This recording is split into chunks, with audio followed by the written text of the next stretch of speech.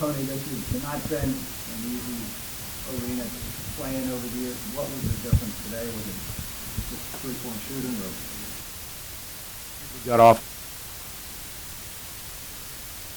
but running good stuff and taking care of the ball against their switching and their pressure, and we made it fairly difficult for them to get, good shots. They made some tough shots, but we didn't have too many easy ones for them. They had to earn, and again, that's what you're always working towards in practice and in games.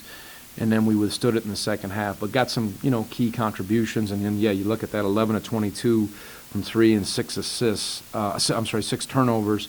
Those are two important stats when you're playing against, again, they're switching. And, we tried to attack it in different ways. And Ben got us off to a great start, but got a great lift from Ryan Dunn, too, defensively and offensively. And then all the guys, Ryan hasn't played for a while, but everyone had their moments. So it was a sound, tough effort for us. Okay, Greg. Yeah, what was the decision to start Ben? Was it because he had such a good night the other night against Carolina? What was kind of the thought process there? Yeah, I wasn't sure. I said if they start the 7-4, gentlemen, McLeod, right? Yes, McLeod. We maybe were going to go with Caden, and they didn't. So we said let's go with Ben. And I'm glad because Ben, the way they were switching and pressuring us, his sureness and catching and his decision making with his passing. And threaten it from three, it just pulls some people out, so then there might be some more driving opportunities. And and then even when they put him in the end, the big guy, I like the matchups we had, and he was playing so well. But that I think that shows. The second half of the Carolina game, we went small, and we did that at times today. Played Armaan at the 4. Sometimes we've gone big. There's different opportunities, and that's I think important to have. Everyone stay ready and have different looks, and just continue to find our chemistry. And I like the defensive side of things too. It was a smarter defensive game today than we've had. Perhaps we're trending in the right direction that way, but you got to keep working at it. Okay, Jeff. This is 6 double-figure scoring games in a row for Armaan. I know he's doing more than just scoring for you now. What's been the difference for him, or the key for him? Yeah, and I didn't mention him. He got us off to a great start and played well too.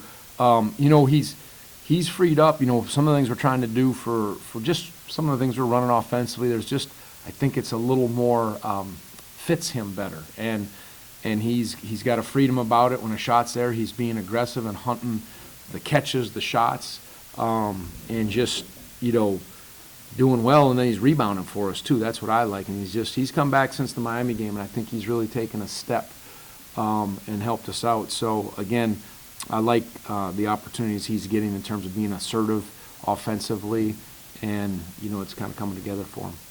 Okay. Great.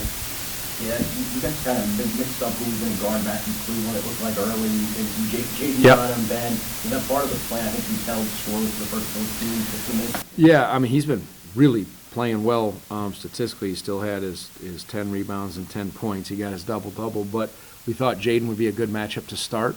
We even had Armaan on him at times, and then Ben at times too. Yeah, it was, and then trying to do the job. Certainly, Mills got going, and we know about Green, so it's just making them earn. They're good. I know they've been hit by the injury bug, and there's some things that have happened to them, but those guards are tough, and Leonard hasn't won 600 games for no reason. He knows what he's doing, and it was nice to honor him before the game for the many years and contributions. But those guys can they can go do some stuff. And, he doesn't have the depth that he had last year because of some of these injuries and years past. And I think that also plays in. And they had an unfortunate, I think, their young man that just got eligible at tonsillitis. So I think, he's going to be a good one for him. Okay, take one in the back. Coach, it seems like every single time the Knowles are cutting the lead, they're just missing the bud. How do you feel about your team's ability to respond? Yeah, I think that's a huge key for teams that want to be good, the ability to respond, because there's going to be ebbs and flows or runs in a game, and can you go back down on the other end and either make a key shot, get a key stop.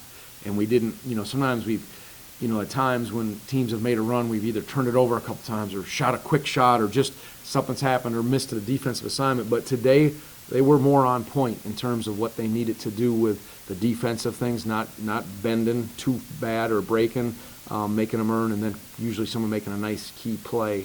And that was that was a good a good response or responding to any of the runs that Florida State made. We'll take one in the back left and then Jeff. Tony, just, have you in your career, when's the last time you've had this much adversity and seen as much adversity as Florida State has with that injury bug? How hard is it to actually be able to adapt to that mid-season when you are? Yeah. I mean, I'm not exactly familiar, so I would be speaking a little out of school, but I know that they've had injuries. You know, the young man unfortunately hurt his knee at our place, and the team that you thought you had coming in and you don't have it, you have to adjust. And again, to be, you know, what's Florida State? They 3-3 in the league now, or I think that's what they are, 3-4. Okay. They've been competitive and they've improved. They have improved from when we played them, and then that's the sign of, you know, kids that are still bought in, and this coach Hamilton and the staff working with them. But it's challenging because, you know, it's a fine line. I'll always say it, between being really solid and being on the other side of it. And when you lose a key piece or two or three, it's a challenge, and especially with the way coach plays with so many bodies and so much depth, you just can't do that. So they're still playing hard and doing some good things, but it's affecting them. Okay, we've got time for a couple more. Jeff, and In then the first half, Ryan went up, got an offensive. Yeah, rebound, that's got a right, yeah. shot block, got it blocked again. That's great. Stuck with it, got it on, you know, the third effort, he got the basket. I mean, he seemed kind Yep. of fearless, like that doesn't deter him, he just Yep. keeps going. Is that accurate? Yeah, I yelled so hard I almost passed out. I was like, oh, and I could feel like, oh, I just, you know, sometimes you do that. The older you get, when you exert yourself more, you're like, whoa, I steady myself. But, and I joked, I said, you patting your offensive rebounding stats?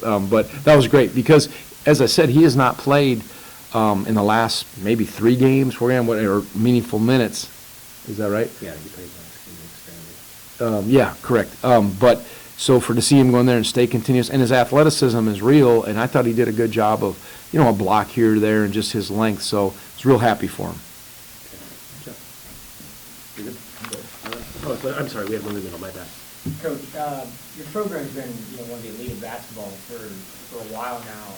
With the proliferation of the portal, how has that changed, you know, has it forced you to change a year-to-year roster management approach? Is that something that just you or other coaches have really had to adjust, how you build a team year over year?